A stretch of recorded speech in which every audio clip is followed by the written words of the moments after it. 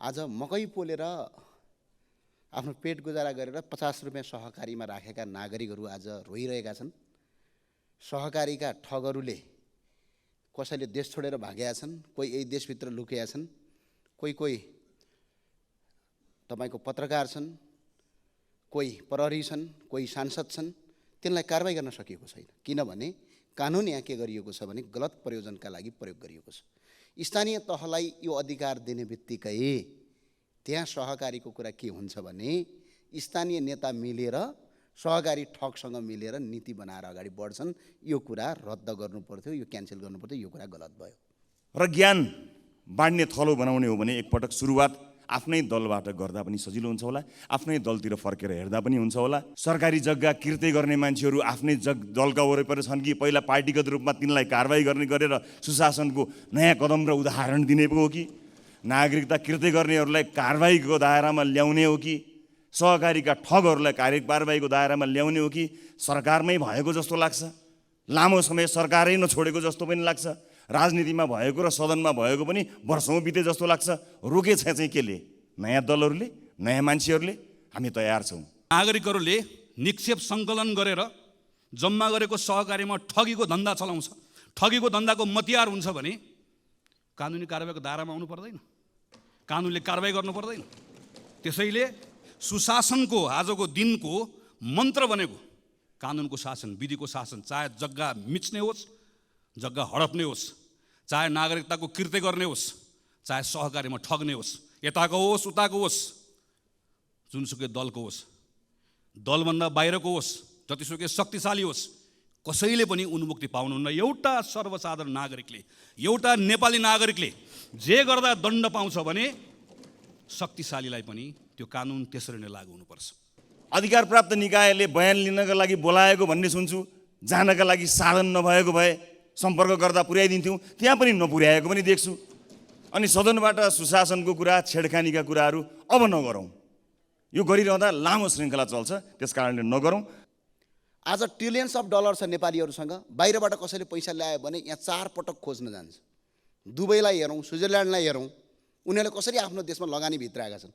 यहाँ त लगानी भित्राउनै नदिने, लगानी मैत्रीपूर्ण वातावरण बनाउनका लागि यहाँ केही चाहिँदैन। नेपालमा बसेर कसैले अपराध नगरे हुन्छ, विदेशबाट जति पैसा नेपालमा ल्याए हुन्छ। यो नीति चाहिँ हामीले बनाउन आवश्यक छ। यदि त्यो भएन भने कसरी धनी हुनुहुन्छ? यहाँ देश बनेन, आयोजना बनेन, पैसा छ। यहाँ 19 खर्ब रुपियाँ गयो अस्ति राष्ट्र ब्याङ्कबाट, यो 1-1.5 वर्षमा 19 खर्ब रुपियाँ बजारमा आएको छ। तर त्यो पैसा कहीँ पनि छैन अहिले। त्यो पैसा कहाँ लुकेको छ? 1000 र 500 का नोट चाहिँ नोटबन्दी गर्नुपर्छ सरकारले, किनभने घर पैसा लुकाएर राखेका छ यिनीहरूले।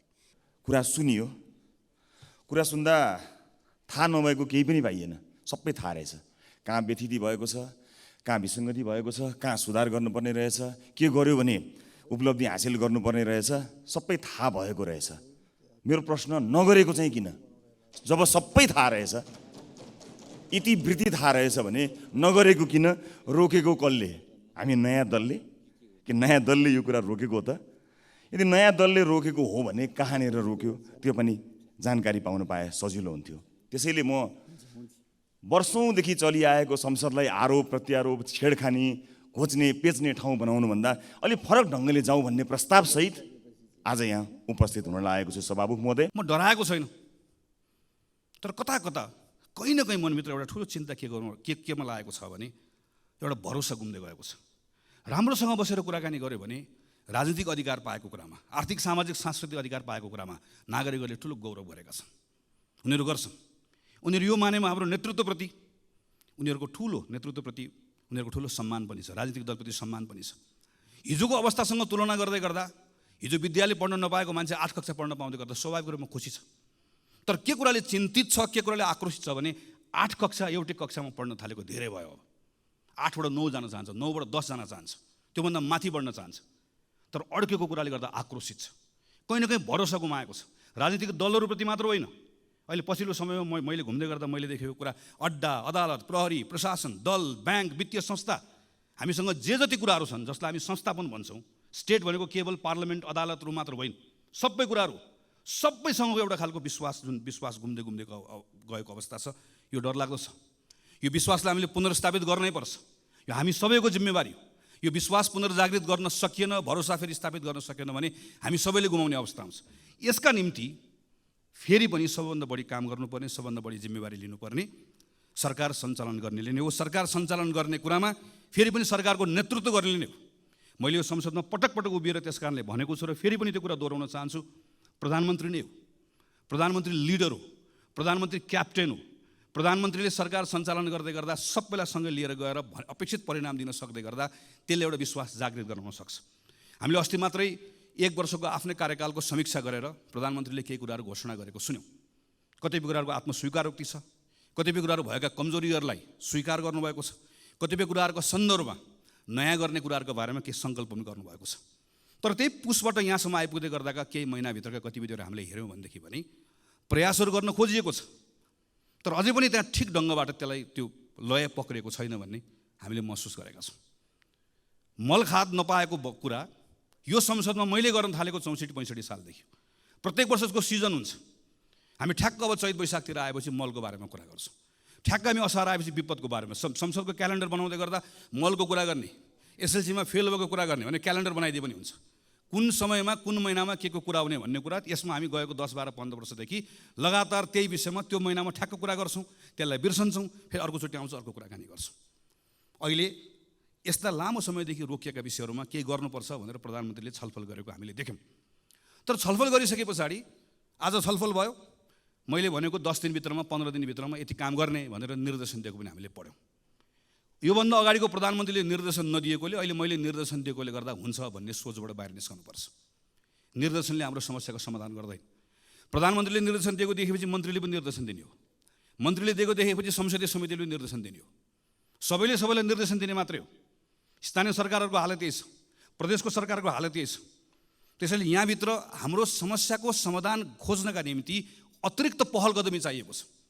त्यसैले म फेरि दोहोऱ्याएर भन्छु कि प्रधानमन्त्रीले त्यो सिंहदरबारभित्र प्रधानमन्त्रीको कुर्सीमा बसेर दिनको 10 देखि 5 बजेको समय जसरी एउटा कुनै संस्थाको प्रमुखले जसले संस्थाको नेतृत्व गरेको हुन्छ, दिनको निश्चित समय आफूले दिएको जिम्मेवारीभन्दा बाहेक अरू कुनै जिम्मेवारीको बारेमा चिन्तन गर्दैन, सोच्दैन, त्यसैलाई प्राथमिकतामा राख्छ। नेपालको प्रधानमन्त्रीले पनि त्यसै गरिकन काम गर्नै पर्छ। त्यसपछि मात्रै त्यो उपलब्ध भएको समयको बिचमा गरिने छलफलले समस्या पनि देखाउँछ, समस्याको पहिचान पनि हुन्छ, समाधान कसरी खोज्ने भन्ने कुरा पनि जान्छ र त्यसैले हामीलाई टुङ्गोमा पनि पुर्याउँछ। काम गर्ने तरिका नबदलिकन फरक परिणाम आउँदैन। उही काम गरेर फरक परिणामको अपेक्षा गर्ने कुरा केवल मूर्खता मात्रै हुन्छ। त्यसको सुरुवात स्वयं प्रधानमन्त्रीबाट गरिनुपर्छ। नागरिकहरूको बिचमा अर्को भएको ठुलो आक्रोशको विषय भनेको सुशासनको विषय हो। सुशासनको सन्दर्भमा हाम्रा संवैधानिक निकायहरूले अत्यन्त पारदर्शी ढङ्गले नै काम गर्ने हो। यो सरकारको कुरा मात्र होइन, राज्यको अरूको निकायहरूको पनि त्यत्तिकै दायित्व छ। संविधानले सृजना गरेका संस्थाहरूले पारदर्शी ढङ्गले काम गर्नुपर्नेछ। उसको विश्वसनीयतामाथि पनि प्रश्नहरू उठेका छन्, ती विश्वसनीयता उसले काम गर्नुपर्नेछ। सम्मानित अदालतको पनि यसमा भूमिका छ, संसदीय समितिहरूको पनि भूमिका छ। तर फेरि पनि सबभन्दा ठुलो भूमिका सरकारकै छ। सरकारले सुशासनको सम्बन्धमा मैले काम गरेँ भनेर हुँदैन। सरकारले गरेको कामहरू नागरिकले महसुस गर्न पाउनुपर्छ। नागरिकहरू आफूले त्यो कुरालाई नजिकबाट निहालेर हेरेका हुन्छन्। सरकारले गरेको काममा कुनै पूर्वाग्रह नहोस्, तर सँगसँगै सरकारले गरेको काम सुशासनका निम्ति गरेका पहल कदमीहरू कतैबाट प्रभावित पनि नहोस्। प्रहरी, प्रशासन, अड्डा लगायतका कुराहरू कुनै खालका लोक रिझाइका निम्ति, कुनै स्टन्टबाजी गर्नका निम्ति, कुनै पत्र पत्रिकाको हेडलाइनमा आउनका निम्ति उसले कुनै पनि निर्णयहरू नगरोस् भन्ने कुराको स्वाभाविक रूपमा अपेक्षाहरू रहन्छ। यसो गर्दै गर्दा संसदको पनि पूर्ण रूपमा सरकारलाई साथ रहनुपर्छ। हाम्रो पनि डबल स्ट्यान्डर्ड हुनु हुँदैन। हामीले पनि घटना हेरेर, प्रकरण हेरेर आफ्ना निर्णय, आफ्ना मतहरू बनाउनु हुँदैन। जोसुकै होस्, जतिसुकै शक्तिशाली होस्, राजनीतिक शक्ति होस् कि आर्थिक शक्ति होस्, नेपालको सार्वजनिक जग्गा कसैले हडप्छ भने सजाय पाउनु पर्दैन, दण्ड पाउनु पर्दैन। जतिसुकै शक्तिशाली होस्, जुनसुकै पदमा बसेको होस्, हातमा ताकत होस्, कलम होस्, नागरिकता बनाउनलाई कृत्य गर्छ भने फलानु दलसँग जोडिएको छ, त्यस कारणले गर्दा कृत्य गरे पनि उसको कृत्य माफी हुन्छ, चल्छ। जतिसुकै शक्तिशाली होस्, जुनसुकै ताकत भएको होस्,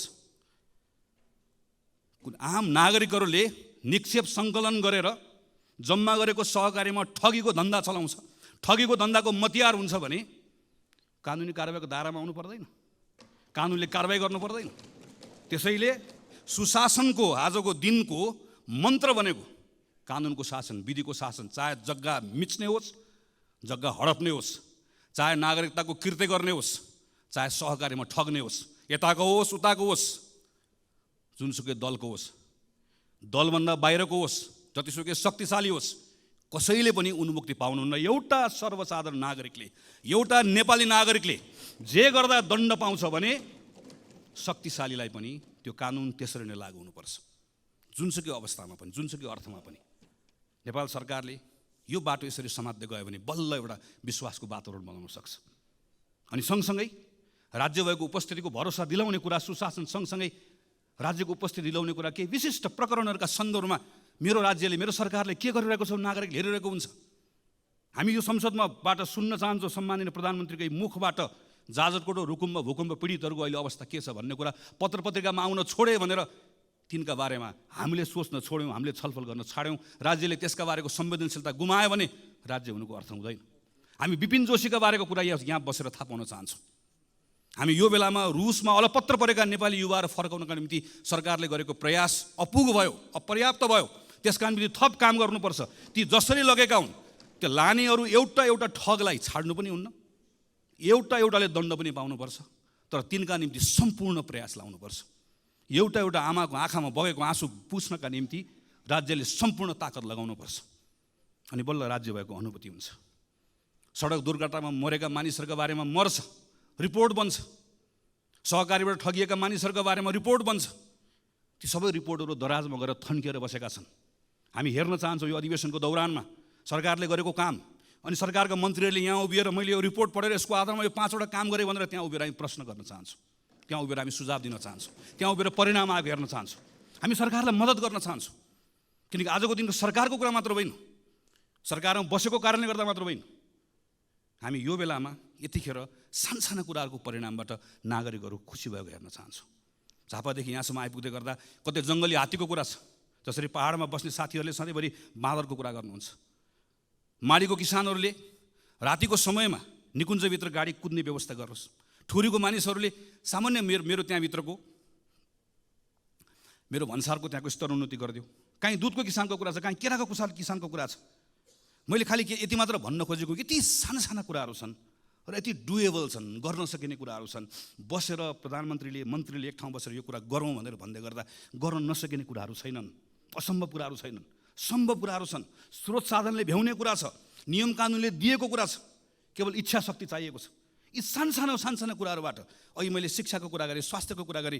अब यही 5-6 महिना 6-7 महिनामा अहिले निराश भएको नागरिकले मेरो विद्यालयमा अलिकति सुधार देख्यो, विश्वविद्यालयको नियुक्ति सही ढङ्गले भएको देख्यो, ठगहरूलाई थुनिएको देख्यो, यता पूर्वाधारको कुरामा थोरै सुधार भएको देख्यो, सानसाना कुराहरू मात्र देख्यो भने त्यही नागरिकले फेरि राम्रो हुँदै गयो, राम्रो हुँदै जान थालेको छ, हिजोभन्दा आज राम्रो भयो भनेर भरोसा त्यहीँबाट जाग्न थाल्छ, त्यहीँबाट एउटा स्थिति बन्न थाल्छ। यसमा हामीले ध्यान दिनुपर्नेछ। र यसपछिको सबभन्दा महत्त्वपूर्ण विषय भनेको हाम्रो अर्थतन्त्रको विषय हो। राष्ट्र ब्याङ्कले हिजो मात्रै चालु आर्थिक वर्षको 6 महिनाको अहिलेको आर्थिक अवस्थाको प्रतिवेदन सार्वजनिक गरेको छ।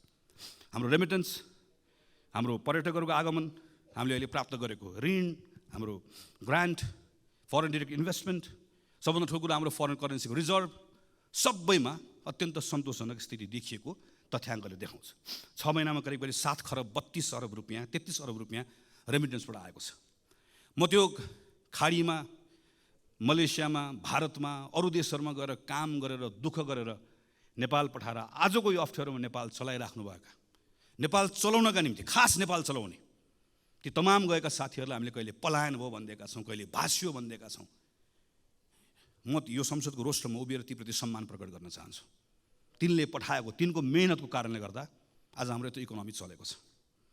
तर सरकार यो आँकडा हेरेर मात्रै मख परेर बस्यो भने चाहिँ हामीहरू डुब्छौँ। किनकि यही बेलामा आँकडाको अर्को पक्ष पनि छ। ब्याङ्कसँग अहिले कहिले नभएको पैसा छ, त्यति पैसा थुप्रिएको छ, तर कर्जा लगानी नै हुँदैन। जम्मा 4% वृद्धि छ। तपाईँ हामी सबै घुमिरहेका छौँ। सानो व्यवसाय गर्ने पनि टाट पल्टेको छ, ठुलो व्यवसाय गर्ने पनि सबैको हालत बेहाल छ। कोही मान्छे पनि ठिक भयो भनिरहेको छ। जुनसुकै सेक्टरमा जाउँ, रियल इस्टेटको सेक्टरमा जाउँ, म्यानुफ्याक्चरिङको सेक्टरमा जाउँ, एग्रो बिजनेस गर्ने सेक्टरमा जाउँ, स्मल इन्टरप्राइजेस गर्ने सेक्टरमा जाउँ, कहीँ कसैले पनि ठिक भयो भनेर भनिरहेको छैन। किनकि आन्तरिक अर्थतन्त्रमा ठुलो शिथिलता आएको छ। र यही बेलामा हामीले हेऱ्यौँ भने अहिले पनि सुन्ने समय मैले सुनिरहेको थिएँ, यति निरस हाम्रो अहिलेको अवस्था हामीले यदि खास गरिकन पुँजीगत खर्च हामीले हेऱ्यौँ भने आज 6 महिना 24 दिन भयो यो आर्थिक वर्षको पुँजीगत खर्च कति भएको छ भन्दा 19.21%, जबकि आजको मितिमा 50% कम्तीमा खर्च भइसक्नु पर्ने हाम्रो अवस्था हो। केन्द्रीय सरकारको जस्तो छ, स्थानीय सरकार र प्रदेश सरकारको पनि त्यस्तै छ। गएको 5-6 वर्षमा हामीले हेऱ्यौँ भने 60% कसैको पनि नआएको छैन। यो पुँजीगत खर्च हेर्दै गर्दा तथ्याङ्क कुरा मात्र होइन, पुँजीगत खर्च कम भएको कारणले गर्दा आजको दिनमा हाम्रो यी सबै बाह्य सूचकहरू ठिक हुँदै गर्दा पनि हाम्रो आन्तरिक अर्थतन्त्र यति शिथिल हुनुको मुख्य कारण भनेकै हामीले गर्ने पुँजीगत खर्च गर्न नसकेको कारणले गर्दा। यसको यति धेरै ठुलो यसले एउटा साइकल बनाएको, यति इन्टरट्विन छ यो विषय, एउटा अर्कोसँग जोडिएको छ। यो कारणले गर्दाखेरि यस्तो खालको एउटा भयानक स्थिति सिर्जना भएको छ। तर यो पुँजीगत खर्च बढाउनुको निम्ति हामी जान्न चाहन्छौँ र हामी यदि हाम्रो भूमिका के हुन्छ भने हामी मद्दत गर्न चाहन्छौँ। तपाईँ हिजो गरेको भन्दा के फरक गर्दै हुनुहुन्छ? हाम्रो प्रधानमन्त्री कार्यालय, हाम्रो अर्थ मन्त्रालय, हाम्रो अरू मन्त्रालयहरू, समग्रमा सरकार हिजो गरेको भन्दा के फरक गर्दैछ, के नयाँ ढङ्गले गर्दैछ, जसको आधारमा हामी विश्वास गर्न सक्छौँ कि अब पुँजीगत खर्च हिजोको भन्दा फरक हुन्छ। हामी त नयाँ बजेटको बारेमा छलफल गर्न थाल्यौँ, गर्ने पनि पर्नेछ, हामीले भनेको टाइममा गरौँ भनेर। तर नयाँ बजेटको छलफलको कुराको अर्थ के? पुरानो बजेटको बारेमा हामी सक्यो। अस्तिसम्म हामी पुरानो बजेटमा छलफल गर्दैथ्यौँ। बजेट कार्यान्वयनको अहिले चरणमा यति निरस लाग्दो अवस्था भएको बेलामा हामीले यो बेलामा पुँजीगत खर्च बढाउने विषयको सन्दर्भमा हामी यो गर्छौँ, यो गर्छौँ, यो गर्छौँ, यसरी गर्छौँ भन्ने कुरा भनेनौँ, गरेनौँ भने यसले हाम्रो अवस्था बदलाव ल्याउँदैन। हामी चाहन्छौँ सरकारले यसका बारेमा प्रयासहरू गरोस्, गरि पनि रहेको छ। कतिपय गरेको कुराहरूको बारेमा हामी जानकारी पनि चाहन्छौँ, हामी सूचित पनि हुन चाहन्छौँ, हामी त्यहाँ सुझाव दिन चाहन्छौँ, हामी सँगसँगै यी विषयहरूमा काम गर्न चाहन्छौँ। यति गर्न सकियो भने त्यसले थोरै सरकारलाई स्पेस दिन्छ। त्यो स्पेस पाएपछि अब के कानुनहरूमा काम गर्नुपर्नेछ। कम्तीमा पनि 5वटा कानुन खारेज गर्नुपर्नेछ। 28वटा कानुन, विदेशी लगानी, सार्वजनिक निजी साझेदारी लगायत हामीले टिपेर हेर्दै गर्दाखेरि करिब 28वटा नयाँ कानुनहरू यहाँभित्र बनाउनु पर्ने र परिमार्जन गर्नुपर्ने छ। अर्थात् करिब 40को हाराहारीमा यो संसदले अबको 5-6 महिनाभित्र कानुनमा काम गर्नुपर्नेछ। हामी ती कानुनमा काम गर्न तयार छौँ। पहिला सानो क्विक विन्सहरू हामीलाई चाहियो, त्यसले थोरै विश्वासको वातावरण बनाउँछ। त्यति विश्वासको वातावरण बनाइसकेपछि हामीले कानुनमा सुधार गर्नुपर्नेछ, त्यसले अझै वातावरण दिन्छ। त्यति वातावरण दिएपछि अनि हामीले अर्थतन्त्रको संरचनागत सुधार गर्नै पर्नेछ। किनकि हामी निर्वाचनमा जाने, निर्वाचन जित्ने, बहुमतको सरकार बन्ने, संविधान बनिसक्यो, कुनै अहिले युद्ध द्वन्द्व केही छैन, हामी सामान्य अवस्थामा छौँ। यो अवस्थामा पनि हामीले अर्थतन्त्रको संरचनागत सुधार गरेनौँ। हेर्नुहोस् त हाम्रो व्यापार घाटा, हामी अहिले हेऱ्यौँ भने हामी बङ्गलादेश जस्तो हुने भन्छौँ म्यानुफ्याक्चरिङ सेक्टरमा। हाम्रो अहिले करको दर जुन छ, करको यो दर राखेर हामी बङ्गलादेश जस्तो हामी म्यानुफ्याक्चरिङ सेक्टर बन्न सक्छौँ। हामी पर्यटनमा यत्रो ठुलो आशा गरिरहेका छौँ। तर आजको दिनमा हाम्रो म्यानुफ्याक्चरिङ सेक्टर लगायतको यी सेक्टर्सहरूबाट हामीले रोजगारी सृजना गर्न सकेनौँ भनेदेखि भने हाम्रो अर्थतन्त्रको हालत अहिले जे छ अझ योभन्दा पनि कमजोर बन्दै जान्छ। हाम्रो अर्थतन्त्रमा संरचनागत सुधार नगरिकन हाम्रो अवस्था बदलिन्न। संरचनागत सुधारको लागि पहिलो पाइला नचालिकन गन्तव्यमा पुगिन्न। पहिलो पाइला चाल्नको लागि आत्मविश्वास चाहिएको छ।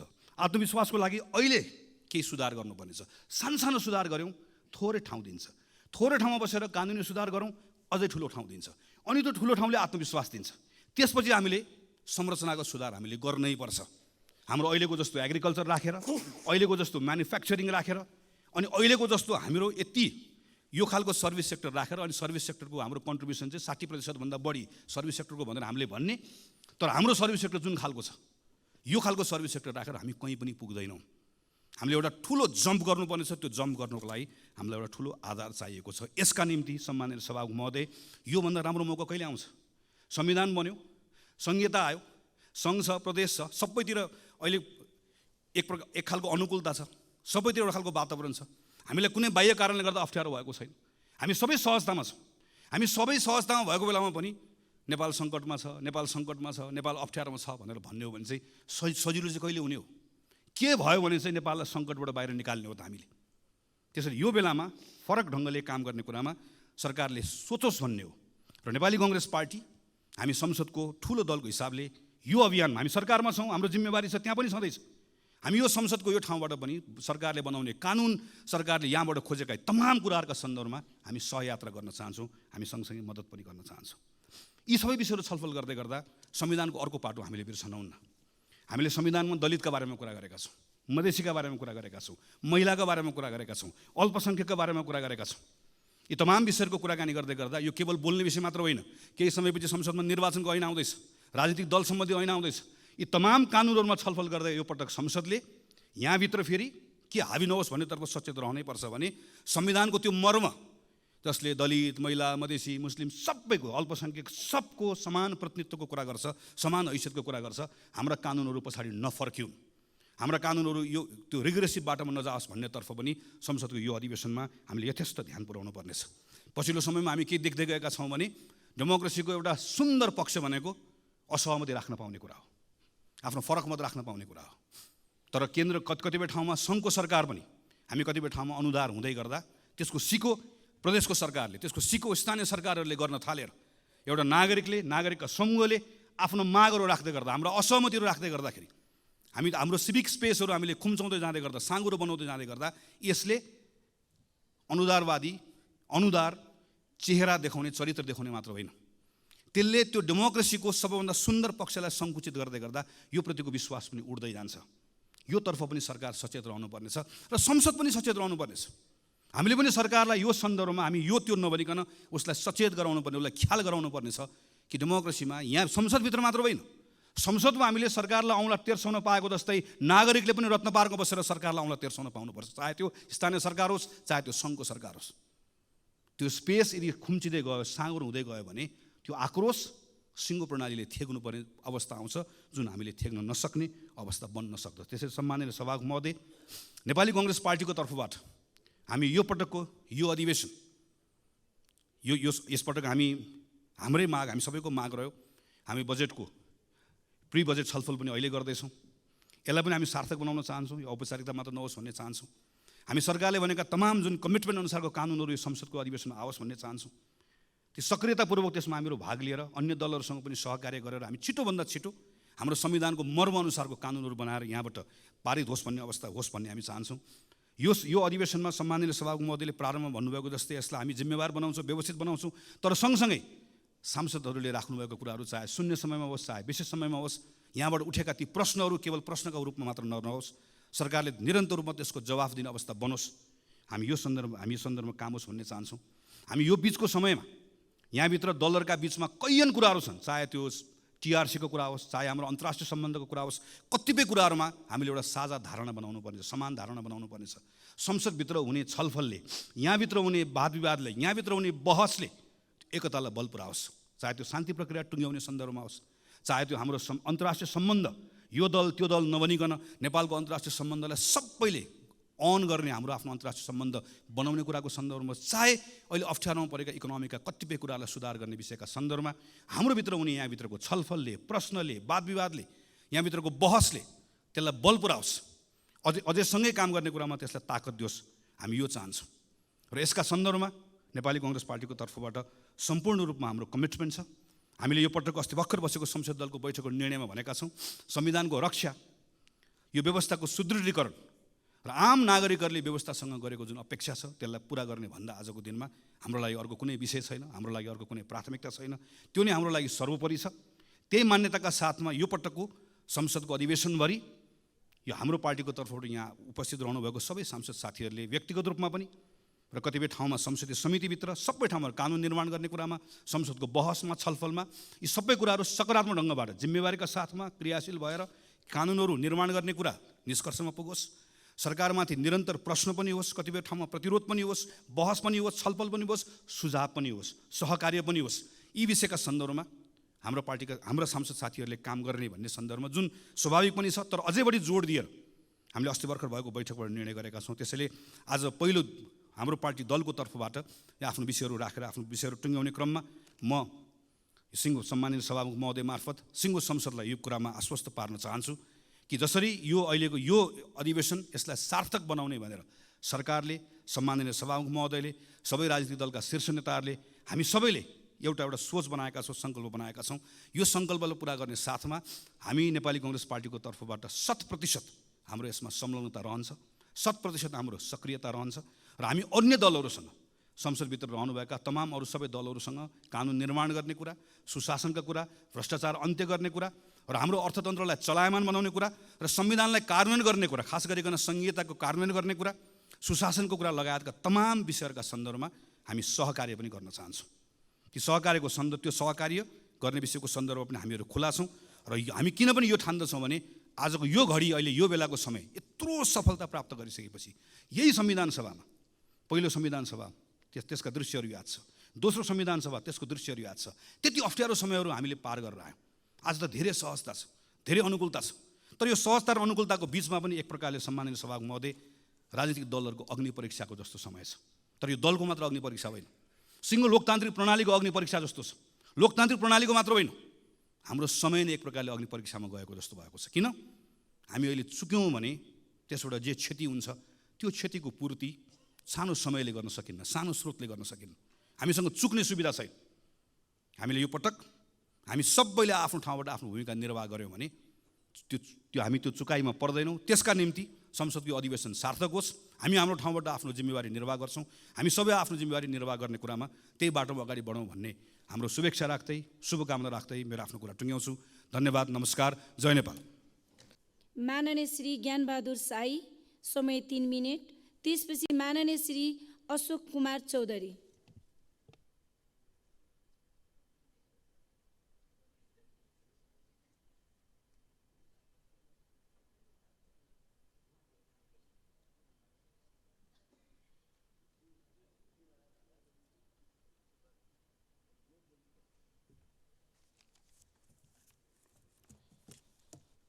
सम्माननीय सभामुख महोदय, आज हामी सम्पत्ति यो मनी लन्ड्रिङ केसमा छौँ र सर्वप्रथम त संसदका महासचिव पदम प्रसाद पाण्डेज्यूलाई कार्यकालको हार्दिक मङ्गलमय शुभकामना व्यक्त गर्न चाहन्छु।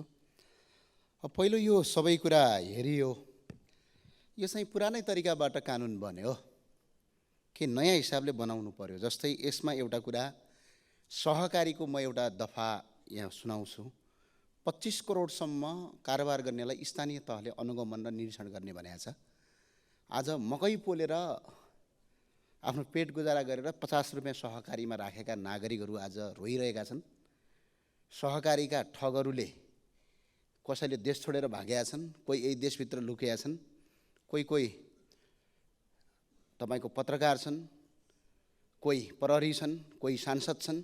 तिनलाई कारबाही गर्न सकिएको छैन, किनभने कानुन यहाँ के गरिएको छ भने गलत प्रयोजनका लागि प्रयोग गरिएको छ। स्थानीय तहलाई यो अधिकार दिने बित्तिकै त्यहाँ सहकारीको कुरा के हुन्छ भने स्थानीय नेता मिलेर सहकारी ठगसँग मिलेर नीति बनाएर अगाडि बढ्छन्। यो कुरा रद्द गर्नुपर्थ्यो, यो क्यान्सल गर्नुपर्थ्यो। यो कुरा गलत भयो। दोस्रो कुरा, अर्को क्यासिनोको कुरा मैले सुने। 6 महिनामा कसले नयाँ अर्को क्यासिनो बनाउन सक्छ? एउटा क्यासिनो बनाउनका लागि कति पैसा चाहिन्छ? मिनिमम अरबभन्दा बढी चाहिन्छ पैसा। अनि 6 महिनामा अर्को क्यासिनो बनाउन सक्छ? अनि यस्तो कुरा पनि लेख्ने। र अर्को एउटा कुरो, क्रिप्टो करेन्सीको कुरा चाहिँ यसलाई आतङ्ककारी गतिविधि भनेर राखेको रहेछ। हाँसो लाग्यो मलाई। कुन दिन फेसबुक, ट्विटर, युट्युब सबैलाई पनि आतङ्ककारी भन्देला भन्ने डर भइसक्यो। क्रिप्टो करेन्सी भनेको के हो भने यसलाई चाहिँ कानुनी रूपमा अझै वैध दिएर मान्यता दिएर यसलाई प्रयोग गर्नुपर्ने कुरा, यसलाई चाहिँ आतङ्ककारी गतिविधिमा राखिएको छ। यो कुरा गलत हो, किनभने हामीले टेक्नोलोजीलाई एडप्ट गर्ने हो, टेक्नोलोजीलाई तपाईँको ट्याकल गर्ने होइन। यो कुरा चाहिँ स्पष्ट यहाँ छ।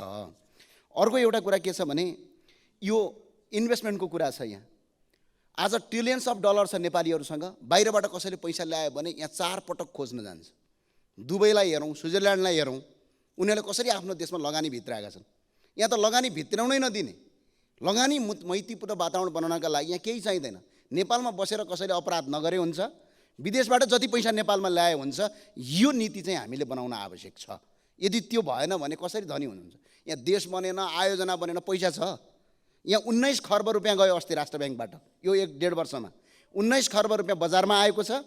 तर त्यो पैसा कहीँ पनि छैन अहिले। त्यो पैसा कहाँ लुकेको छ? 1000 र 500 का नोट चाहिँ नोटबन्दी गर्नुपर्छ सरकारले, किनभने घर पैसा लुकाएर राखेको छ यिनीहरूले।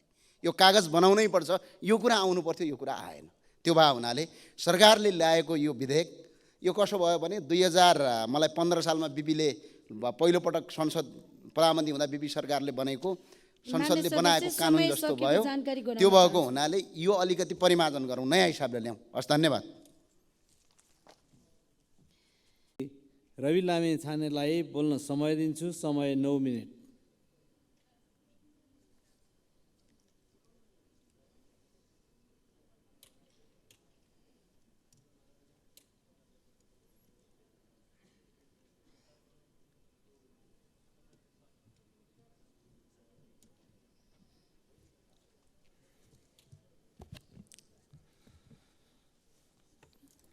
सम्माननीय सभामुख महोदय, सबैभन्दा पहिला गरिमामय संसदको महासचिव पदमा नियुक्त हुनुभएकोमा श्री पद्मप्रसाद पाण्डेज्यूलाई आफ्नो दलको तर्फबाट र आफ्नो तर्फबाट बधाई दिँदै सफल कार्यकालको शुभकामना अभिव्यक्त गर्न चाहन्छु।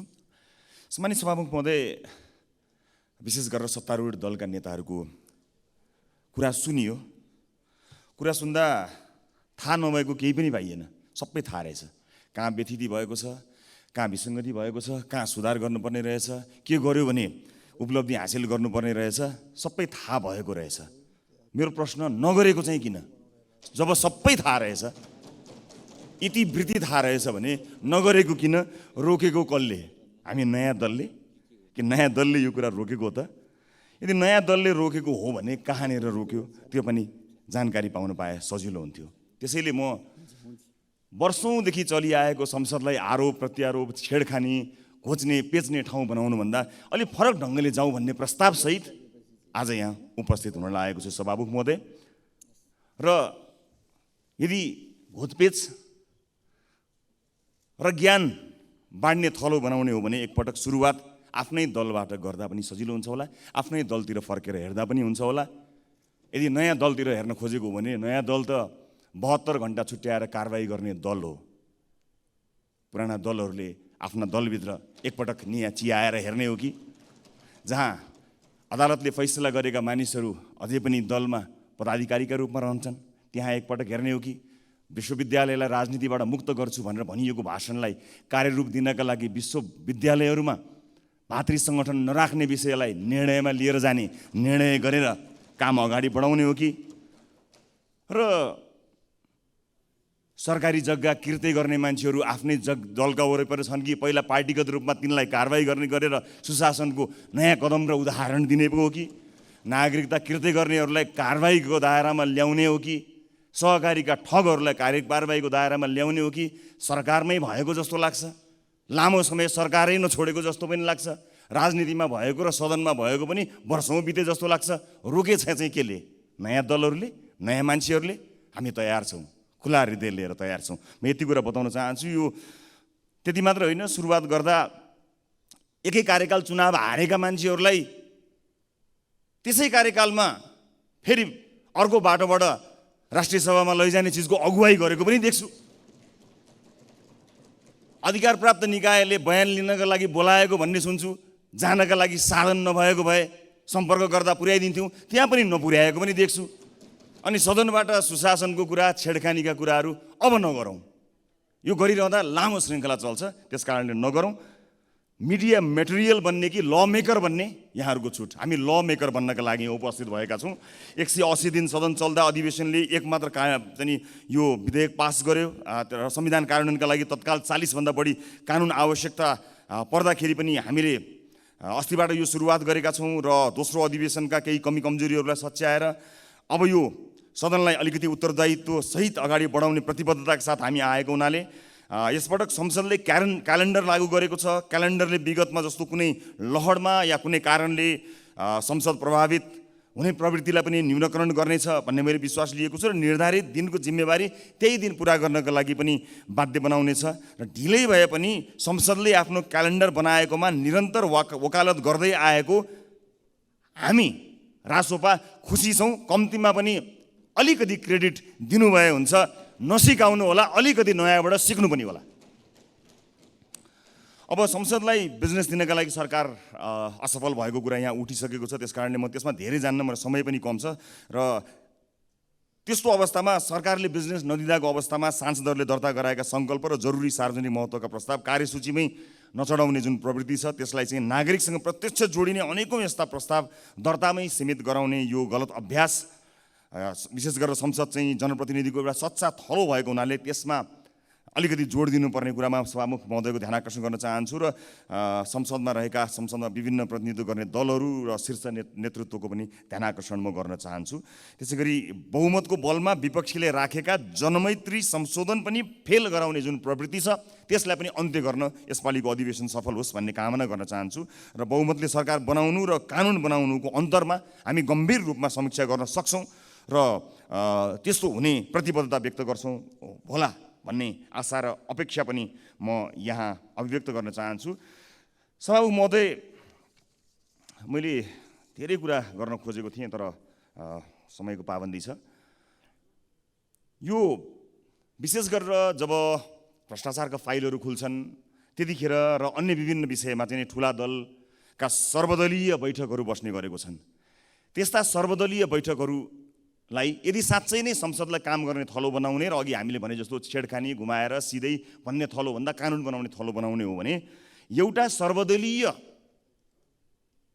बैठकको प्रस्ताव आज संसदको रोस्ट्रमबाट गर्न चाहन्छु। यो सर्वदलीय बैठक भ्रष्टाचारको फाइल खुल्दा हुने सर्वदलीय बैठक या कुनै एउटा नियुक्तिहरूका लागि गरिने भागभण्डाका लागि गरिने सर्वदलीय बैठक नभएर एउटा यस्तो सर्वदलीय बैठक बसौँ सभामुख महोदय, जहाँ त्यो बैठक बुढालिल कण्ठको आलिसान बैठक कोठामा होइन, खुमलटारको घरबेटीको घरमा पनि होइन, बालकोटको बारदलीमा पनि होइन र बालुवाटारको वातानुकूलित विलासी सरकारी बैठकमा होइन, दलित मुसहर बस्तीमा एउटा सर्वदलीय बैठक गरौँ जसमा 5वटा महत्त्वपूर्ण विषय सर्वदलीय निर्णयबाट पास गरौँ र सदनमा आउँ भन्ने प्रस्ताव राख्न चाहन्छु।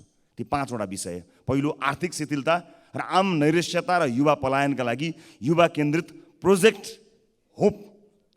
होप नामक अभियान सुरु गरौँ, जसमा मौद्रिक र वित्तीय नीतिका आधारमा समझदारी कायम गरौँ, अर्थात् कर्जाको स्वरूप र विस्तारबारे, करका दर र कर छलीको प्रकोप रोक्नबारे, आन्तरिक र बाह्य लगानी प्रवर्धन गर्ने बारे, नयाँ संरचनात्मक सुधारहरूबारे साझा मत बनाउन सकिन्छ कि सकिँदैन यसबारे सर्वदलीय बैठक गरौँ। सहकारी र लघु वित्त संस्थाहरूको कडा नियमन र पीडितहरूको रकम फिर्ता गर्न, सम्पत्ति रोक्का र जफत प्रक्रिया तुरुन्तै सुरु गर्न, कानुनी र प्रशासकीय तदारुकता देखाउन सक्छौँ कि सक्दैनौँ त्यही बैठकबाट पारित गरौँ र सदनमा लिएर आउँ। सर्वदलीय त्यस्तो बैठक गरौँ। मेरो दोस्रो मुद्दा, सुशासन र भ्रष्टाचार नियन्त्रणका लागि 2048 सालपछि नेपाल सरकारलाई प्राप्त सबै जनप्रतिनिधिको सम्पत्ति विवरण सार्वजनिक गरौँ, प्रेसले हेरोस्, जनताले बुझुन् अनि सम्बन्धित निकायले छानबिन गरून्। यस्तो अभूतपूर्व पारदर्शिता देखाउन सकियो भने मात्रै सुशासन हाम्रो अभिव्यक्ति होइन, साँच्चै नै विश्वसनीयता बन्न सक्छ। यो दोस्रो बुँदामा सर्वदलीय बैठक गरौँ। तेस्रो बुँदा, रुग्ण भौतिक आयोजनाको व्यवस्थापन गरौँ। ढिलासुस्ती र भ्रष्टाचारको मुहान बनाइएका देशैभरि अलपत्र रहेका ठुला आयोजनामाथि अब हस्तक्षेप गरौँ। 2075 सालमै ल्याइएको द्रुततर निर्माण तथा विकास सम्बन्धी विधेयक पास गरौँ। सर्वदलीय बैठकमा मेरो एउटा प्रस्ताव छ। मेरो चौथो प्रस्ताव छ सर्वदलीय बैठकका लागि शिक्षा, स्वास्थ्य र सामाजिक सुरक्षाका सङ्कट समाधान गर्नको निमित्त। सिप र सिकाइको सङ्कट छ, स्वास्थ्य बिमाको अपर्याप्तता छ, कुपोषणको महामारी छ र धान्न नसकिने सामाजिक सुरक्षाको मोडलबारे शीर्ष नेताहरूले कहिल्यै छलफल भएको देखिएको छैन। हामीले सुरु गरेका छौँ यस्तो नीति मन्थन र यो श्रृङ्खलामा सहभागी हुने प्रस्ताव, म सर्वदलीय प्रस्ताव यहाँ राख्न चाहन्छु, जहाँ विश्वविद्यालयको कुलपति प्रधानमन्त्री होइन, मेरिट बेसमा क्षमतावान मान्छे आउने कुराको सुनिश्चितता गरौँ। परराष्ट्र मामिला सम्बन्धी विषयमा एउटा प्रस्ताव राख्न चाहन्छु सभामुख महोदय। यसमा के सत्ता पक्ष के विपक्ष, सत्ता टिकाउन कुनै शक्ति राष्ट्रको अवाञ्छित सद्भाव खोज्ने लिगलेगे दौड छोडी भारत, चीन, युरोपेली सङ्घ, अमेरिका जस्ता राष्ट्रहरूलाई कसरी हेर्ने, ऋण र अनुदानका कस्ता शर्त स्वीकार्ने, साझा ग्लोबल मुद्दामा हाम्रो अडान कस्तो हुन्छ भन्ने बारे एकरूपता कायम गरौँ। जलवायु परिवर्तन, क्षेत्रीय कनेक्टिभिटी, अधिकतम विकसित राष्ट्रहरूको दर्जाबाट स्तरोन्नति हुँदै गर्दाको सङ्क्रमणकालीन सहजता, सहुलियतपूर्ण वित्त बजार, प्रविधि हस्तान्तरण जस्ता विषयमा केन्द्रित आर्थिक कूटनीतिमा क्षमता वृद्धि गर्ने विषयमा बैठकमा एकरूपता कायम गरौँ भन्ने कुराको प्रस्ताव राख्न चाहन्छु सभामुख महोदय। अन्त्यमा यस अधिवेशनमा हाम्रा पार्टीका केही प्राथमिकताहरू छन्। स्थानीय सरकारको सबलीकरण र टिआरसी, पीडित मैत्री हुने र अन्तर्राष्ट्रिय मानवाधिकारको विषयलाई मध्यनजर राख्दै हुने विषयमा रासोपा सघाउन तयार छ।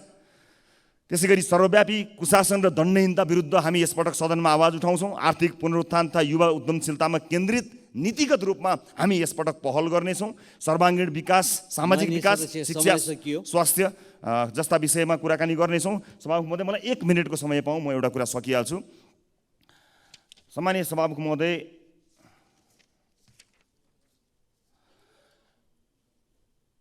चर्चा परिचर्चा, आरोप प्रत्यारोपमा सबै व्यस्त रहँदा हामी सहकारी र लघुवित्त संस्थाहरूको समस्या समाधानको नीतिगत उपाय र योजनाको प्रतिवेदनमा व्यस्त रह्यौँ। आफूलाई लागेका आरोपहरूमध्ये त्यसमा ध्यान दिनुभन्दा त्यसको समाधानको उपायमा हामी लाग्यौँ। आज सम्माननीय प्रधानमन्त्री पनि उपस्थित हुनुहुनेछ भन्ने सुनेर त्यसलाई उहाँलाई सदनमै हस्तान्तरण गर्नको निमित्त त्यो तयारीको यो सहकारी तथा लघुवित्त वित्तीय संस्थाहरूको समस्या समाधानका नीतिगत उपाय र योजनाको प्रतिवेदन आवाज मात्र होइन, आरोप प्रत्यारोप मात्र होइन, फुस्रा भाषण र नारा होइन, योजना सहितको यो प्रतिवेदन आजै यही सदनमा प्रधानमन्त्रीलाई हस्तान्तरण गर्ने योजना सहित आएको थिएँ। प्रधानमन्त्री उपस्थित हुनुभएको छैन। यसबाट पीडितहरूलाई राहत दिलाउनको निमित्त के गर्न सकिन्छ भन्ने कुरोको योजना गर्न सक्ने सम्पूर्ण कुराहरू राखिएको छ। सरकार यदि रासोपाको मद्दत चाहन्छ भने एक गर्दै पीडितहरूलाई राहत दिने विषयमा काम गर्नका लागि एक जिम्मेवार राजनीतिक दलका रूपमा हामी सक्षम छौँ, सबल छौँ, त्यो जिम्मेवारी प्राप्त गर्ने ल्याकत राख्दछौँ भन्ने कुरा सम्मानित सदनलाई स्पष्ट पार्दै अब प्रधानमन्त्रीज्यूलाई छुट्टै समय लिएर यो प्रतिवेदन बुझाउने कुरा सम्मानित सदनलाई जानकारी गराउँदै आफ्नो समय पनि समाप्त भएको र समयका लागि सम्मान्य सभामुखज्यूलाई धन्यवाद दिँदै बिदा चाहन्छु। नमस्कार।